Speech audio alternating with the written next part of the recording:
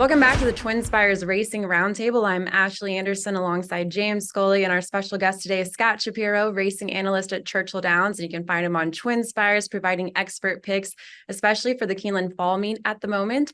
Scott, how's it going? How was Keeneland opening weekend? Good to be back, Ashley. As usual, some mixed results. Friday was fun. Saturday, obviously, a lot of star power. And then Sunday was a little bit of a lesser card, I think is pretty fair to say. But looking forward to diving into some of the best performances we saw and some other things as well. All right, we had Scott on the jury last Thursday to talk best bets and phase, and now you're here for our recap series, the roundtable. We'll be talking juvenile male and female performances, Breeders' Cup preps, and more. And Scott, will let you start with the 2-year-olds. Let's talk about which juvenile colt and filly impressed you the most this weekend. Yeah, I'm going to keep it local here, and that's going to be a trend. Maybe I'm a biased Kentucky handicapper at this point. But in terms of the 2-year-old filly that impressed me the most, I thought it was, without question, Candied in winning the Darley Alcibiades. This is a daughter of Candy Ride that had just one start, and it was a sprint in New York at Saratoga for Todd Pletcher. So to be able to stretch out to the 1.16 distance and outfinish a filly like Vivi's Dream, who ran her race and got a really good trip and just was unable to, she was running at the end of the race, just not as much as Candied. So I thought that was an extremely impressive performance and certainly one the Todd Pletcher train you can build on. And then your colt? Yeah, my colt would be, it's a Todd Pletcher theme here.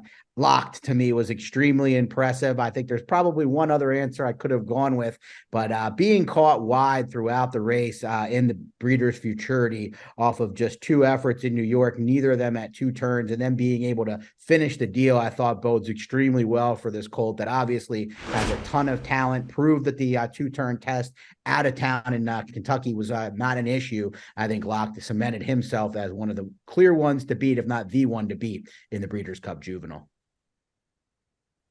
And I'll take it from there, Ashley. My 2-year-old colt is going to be Timberlake, Champagne winner Timberlake. And here's a colt that I thought in the hopeful was a little underwhelming, but he was too keyed up from the start, had to check on the back stretch. And then I thought just was hard to hold, coming off the turn, and had to check a little bit, steady a little bit in traffic in the stretch. So it was a rough, troubled trip in my estimation. And Brad Cox took blinkers off for the Champagne on Saturday. I thought it made all the difference in the world. I thought that was a brilliant performance. He settled perfectly. The thing that really caught my eye coming out of the Champagne is I thought the runner-up General Partner ran a heck of a good race. I think he's going to bring speed to the Breeders' Cup Juvenile. But the horse, to me, the take out of it was Timberlake, because after being given his cue and upper stretch by Florent Giroux, I thought he finished powerfully. The way he reeled in General Partner and won going away by about 5 lengths under the wire,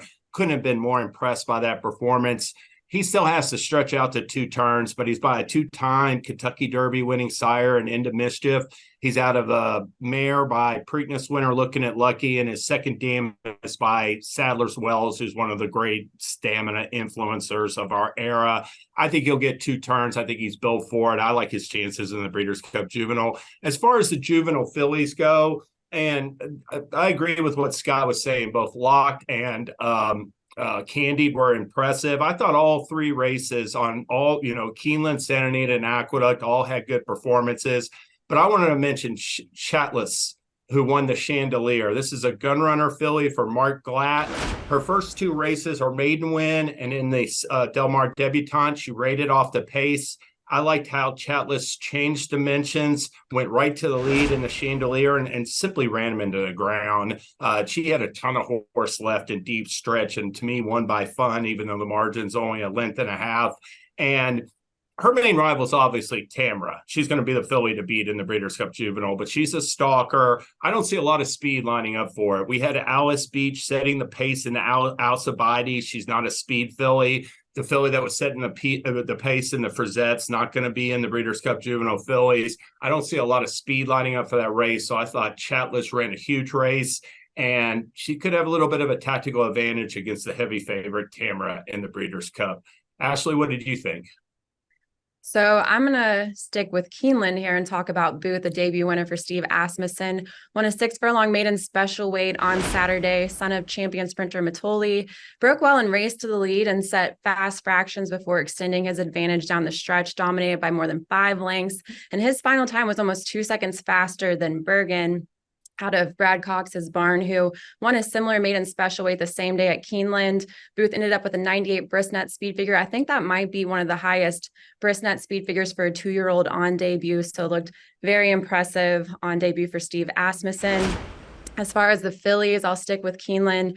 Buku, a Justify filly, won the 1 1/16 mile Jessamine just 2 weeks after breaking her maiden. She scored a 3 3/4 length victory, earned a berth in the Breeders' Cup Juvenile Fillies Turf. And Buku, she actually started out, her first 2 starts were on dirt, originally meant to race on the turf, and her second start taken off the turf. Finally got that first race on grass in her third career start and finished 6th after she was bumped hard at the start, but then came back, won by more than 4 lengths at Churchill on September 23rd, and then came out and dominated here in the Jessamine as well. And we'll also see some other Justify fillies potentially in the Breeders' Cup Juvenile Fillies Turf with Hard to Justify, just won the Miss Grillo recently. And also we talked about it last week, Opera Singer, a Justify filly that looked really good over at Paris Longchamp, could be a heavy favorite in the Breeders' Cup Juvenile Fillies Turf as well.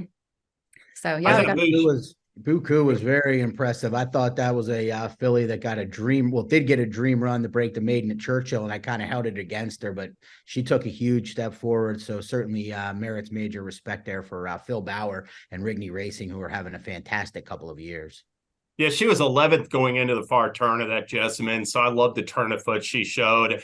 I mean, she's going the Juvenile Fillies Turf, and I think that race is sort of wide open. So, I mean, definitely looked really good. As far as Booth, I agree. That was a sharp front-running performance. Matoli has VB's Dream, who ran second in Alcibiades, and now he has another good-looking 2-year-old in Booth. Real quick, I want to take it back to the Champagne James talking about Timberlake. You know, we had Fierceness as well racing in that as the post-time favorite and finished disappointingly in 7th out of 8. What do you make of Fierceness now? Because he looked really sharp in his last start. I mean, he was like bet off the board too. He was like 2 to 5 in that race, and he just never ran a step from off the pace. I mean, I guess you can give him a mulligan because he was so impressive that first time out. He's caught off tracks in both starts. Hopefully he gets the fast track next time and see if he can rebound, because he certainly looked super talented off of his debut. That track, I'm going to take everything with a little bit of grain of salt. I was already a huge Timberlake fan before the race, so I'm not going to hold that one against James's love for Timberlake. I like him quite a bit, but that was a really off track. So a lot of horses, maybe forgivable efforts, because not all tracks are created equal, even if they have run well over off tracks in the past. All right, let's stick with the turf division, talk about Breeders' Cup prep races on turf. Who impressed you the most this weekend? Let's go with James. Well, I'm going to mention Kumar Mile winner, Turf Mile winner, Up to the Mark. He returned from a 4-month layoff. This is a 4-year-old colt, switched to turf in January. He just won his 3rd straight Grade 1. He had gone 1 1/8 in the Woodford and gone 1 1/4 in the Manhattan on the Belmont undercard. And I think he was going to keep running longer distances for the turf, but he had to take some time off, so he came back for a 4-month layoff. Now, his owner, Mike Rapoli, said, hey, we're going to aim for the Breeders' Cup turf. And Pletcher certainly left that possibility out there. But I think he'll be cross-entered to both races, guys. And you're going to see some of these internationals like Inspiral, it looks like. Japan has a Mauer and Songline and some others from Europe. But I look at the turf contingent with August Rodin. I think he's the top long-distance turf horse in Europe. And his stablemate Luxembourg's no slouch. And if Mustafa and Ernesto both come for the Breeders' Cup turf, I think that race is way tougher. It's an unproven distance, and he would fit way better in the Breeders' Cup Mile, in my estimation, Scott. I know you liked Up to the Mark's performance as well on Saturday. I did. I've been impressed with this colt from the time he moved to the turf towards the tail end of January at Gulfstream. He went off at over 12 to 1 in a 12-horse field down in Hallandale Beach and showed his electric turn of foot on the side, and really has done nothing wrong since then, outside of that 3rd place effort when he had some trouble in the Maker's Mark Mile. He's won 4 in a row, and to be able to come off the bench and outfinish the horses that he did in the race on Saturday, the Coolmore, was it the Coolmore Turf Mile now? It's not Shadwell Turf Yeah, Mile. The Coolmore. Coolmore Turf Mile showed just how strong of a runner he is. And I agree, James. I don't know quite as much about the European contingent as you do and others, but finding the spot with the weakest Europeans is probably the goal, because we know the divisions that he's going to have to tackle here in the States, whether it's the mile or the turf, are both a little bit underwhelming. Yeah, Well, that's I for could have. sure. Go ahead, Ashley. I'm sorry. Yeah, I could have gone with Up to the Mark too for best turf performance, but I'm gonna switch it over to the females and talk about Didia, who won the 1.25 mile Rodeo Drive at Santa Anita. She rallied from behind a modest pace to win by 1 3/4 lengths at 1:59.79 seconds. It was an ideal prep for the Breeders' Cup Filly and Mare Turf, and this is a good sign. She was able to win at Santa Anita. Obviously, we're going to have the Breeders' Cup at Santa Anita in November. And she came off of a layoff after, getting beaten just 3/4 of a length in the New York. Before that, she had won all 4 starts since shipping over to the US, and then was beaten by market segmentation in the New York. So came off an almost 4-month layoff and then won at Santa Anita. Bodes well for sure in November. And Nacho Correas, her trainer, has already won in the Breeders' Cup. He has a small resume in the Breeders' Cup, but won the 2019 Breeders' Cup Distaff with another Argentinian import in Blue Prize. So maybe he'll get the job done with Didia as well. What do y'all think? I know it's a tough field likely for that Blue Prize beat Midnight Bisou in that distaff, and Didia's coming on. She's sort of the same boat as Up to the Mark. They both ran on Belmont Week. Both the top American turf horses in their divisions, and they both came back strong on Saturday, Scott. Yeah, Didia impressed me when I got to see her at Fairgrounds during the early part of her stateside debuts for Nacho Correas, who's obviously done a tremendous job with a lot of these South American imports. Obviously beating the Europeans is going to be a tall task, but she has tactical speed. She can work out her own trip and clearly has a lot of talent. All right, so we've talked about a lot of horses that impressed us over the weekend, but now let's talk which prep winners we're going to be taking a stand against in the Breeders' Cup. Scott?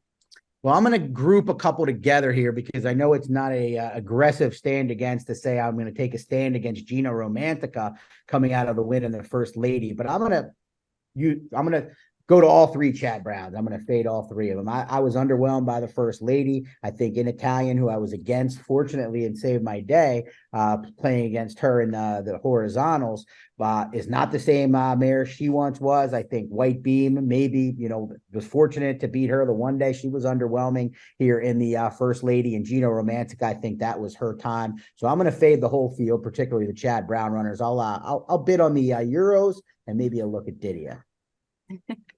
What about you, James? Well, I don't think the Breeders' Cup Distaff is going to have the deepest field this year. And I thought Saturday's race, the last 3 preps over the last 2 weekends, the Zenyatta at Santa Anita, the Spinster at Keeneland, and the Beldame at Aqueduct, I thought they were important for really showing what fillies are going good now and favoritism in the race. And I came away thinking that Spinster winner Idiomatic is the definitive horse to beat. I was super impressed by her performance. So to really answer the question, I'm going to take a stand against the Dare Manor, who won the Zenyatta for Baffert.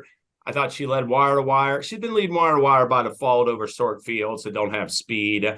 And randomized, she won the Beldame by open lengths, wire to wire. It's her 2nd consecutive wire to wire. Once again, taking advantage of fields that don't have quality speed in them and just getting the trip by default on the front end.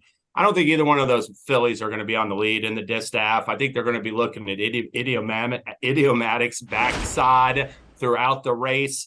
She reminds me of like how Monomoy Girl came back when she came back from a year layoff. She had a bunch of preps leading into the 2020 distaff. I thought those races were okay. They were slowly building towards a peak performance, and she wins the Spinster by open lengths and then ran even better in the distaff.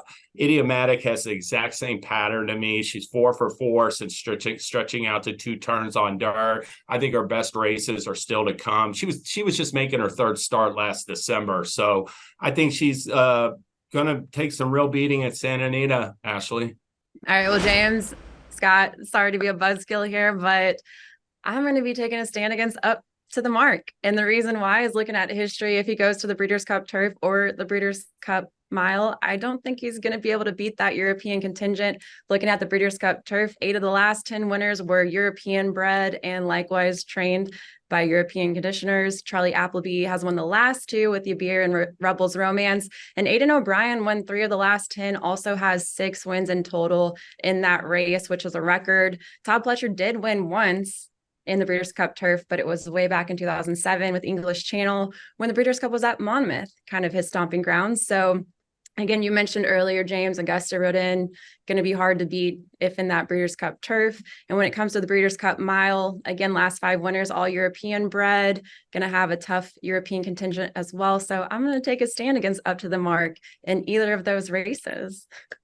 Yeah, Charlie Appleby's also won the last 2 runnings of the Breeders' Cup Mile. It's gotten to the point, Aidan O'Brien has 16 Breeders' Cup race wins. Appleby's been like just winning races, more than 1 races the last few years.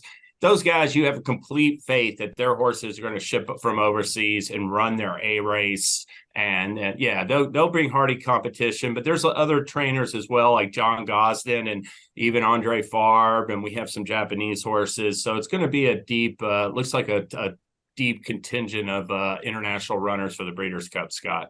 Yeah, and I'll just say, as much as I was impressed by Up to the Mark, and I think he's the best, probably stateside chance to win one of the 2 races. Don't worry, Ashley. I don't think fading an American in those types of races is a poor decision from a wagering perspective.